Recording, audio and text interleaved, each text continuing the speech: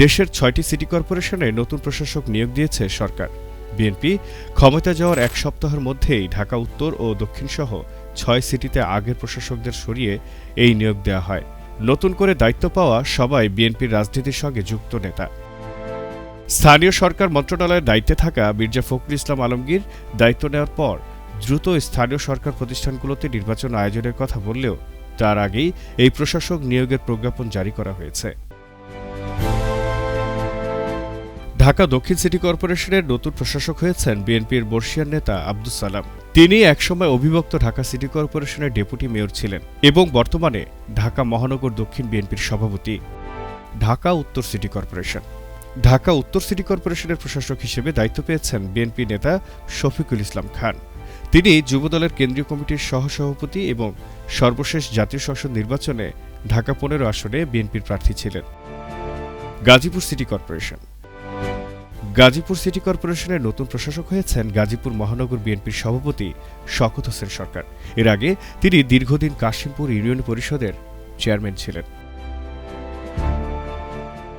Narayanganj city corporation Narayanganj city কর্পোরেশনের প্রশাসক পদে নিয়োগ পেয়েছেন বিএনপি নেতা সাখাওয়াত হোসেন খান।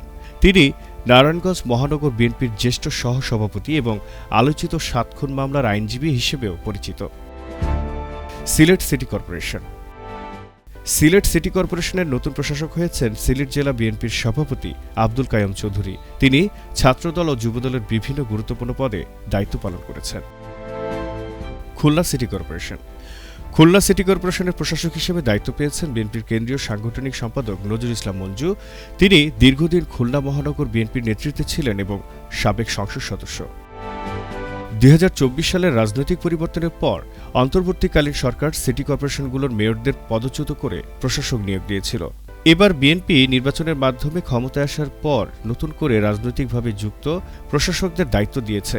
এদিকে স্থানীয় সরকার নির্বাচন দ্রুত আয়োজনের বিষয়ে সরকারের ঘোষণা থাকলেও নতুন প্রশাসকদের নিয়োগকে ঘিরে রাজনৈতিক অঙ্গনে আলোচনা শুরু হয়েছে।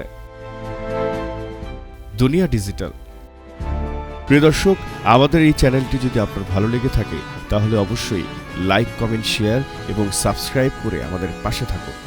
আপডেটেড প্রতিটি মুহূর্তে দুনিয়া digital, world news meets truth.